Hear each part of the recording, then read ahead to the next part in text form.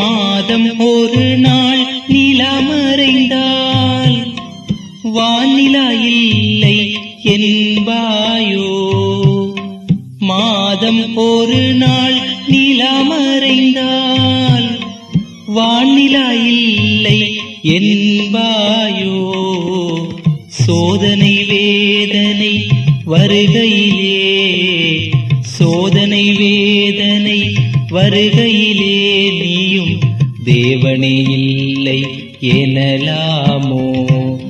1000 ஆண்டுகள் கழிந்தாலும் அலைகடல் என்றும் ஓய்வதில்லை.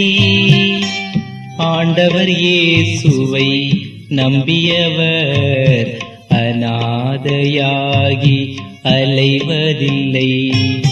1000 ஆண்டுகள் கழிந்தாலும். கர்த்தருக்குள் அன்பானவர்களே, அனுதினமும் கிறிஸ்துவுடன் தியான வேலைக்கு உங்களை அன்புடன் அழைக்கிறோம். இன்றைய தியானத்திற்கான வேத வாசிப்பு என்னாகமம் 28ஆம் அதிகாரம் வசனங்கள் 1 முதல் 31 வரை. தியானத்திற்கான தலைப்பு ஸ்தோத்திர பலி. குறித்த காலத்தில் எனக்கு செலுத்தும்படிக்கு கவனமாய் இருக்க கடவீர்கள் என்று நீ இஸ்ரவேல் புத்திரருக்கு கட்டளையிடு. என்னாகமம் 28:2. இயேசு குணமாக்கிய 10 குஷ்டரோகிகளின் கதை நமக்கு தெரிந்ததே. 10 பேர் அவரால் குணமானார்கள். ஆனால் நன்றி சொல்ல ஒருவனே திரும்பி வந்தான். இயேசு அவனை பார்த்து, மற்ற 9 பேரும் எங்கே என்றார்.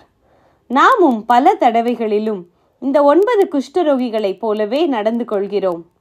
இன்றைய தியான பகுதியின் அதிகாரம் முழுவதுமே தகன பலிகளை குறித்தும் காணிக்கைகளை குறித்தும் பானபலியை குறித்தும் இப்படியாக தேவனுக்கு செலுத்தும் சகல காரியங்களை குறித்தும் எழுதப்பட்டுள்ளது. காலையில் ஒரு ஆட்டுக்குட்டியை, மாலையில் ஒரு ஆட்டுக்குட்டியை செலுத்துவதும், அத்தோடு போஜன பலியாக ஒரு மரக்காலிலே 10ல் 1 பங்கானதும் இடித்து பிழிந்த கார்படி எண்ணெயிலே பிசைந்ததுமாகிய மெல்லிய மாவையும் செலுத்த கடவீர்கள் என்கிறார் கர்த்தர். இது சீனாய் மலையில் கட்டளையிடப்பட்ட நித்திய சர்வாங்க தகன பலி.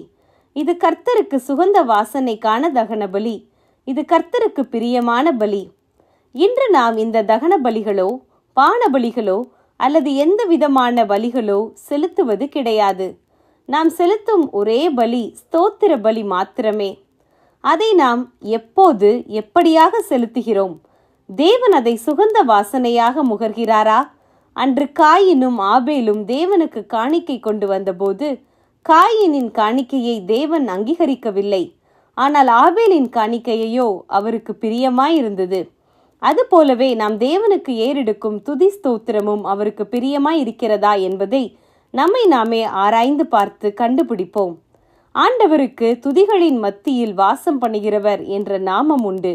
ஆனால் நாம் எதற்காக அவருக்கு துதிகளை ஏறெடுக்கிறோம்? அவருடைய கிருபை தயவை அல்லது அவரது ஈவுகளை நினைத்தா? அல்லது நமது உலக பிரகாரமான ஆசிர்வாதங்களை நினைத்தா? உன்னதமானவரோடு சரியான உறவில் இருப்பவன் அவருடைய மகத்துவங்களையும் ஈவுகளையும் நினைத்து தேவனை துதிப்பான்.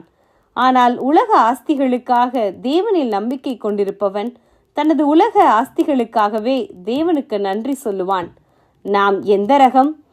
ஆகையால் அவருடைய நாமத்தை துதிக்கும் உதடுகளின் கனியாகிய ஸ்தோத்திர பலியை அவர் மூலமாய் எப்போதும் தேவனுக்கு செலுத்த கடவோம். எபிரேயர் 13:15. ஜெபம் செய்வோமா?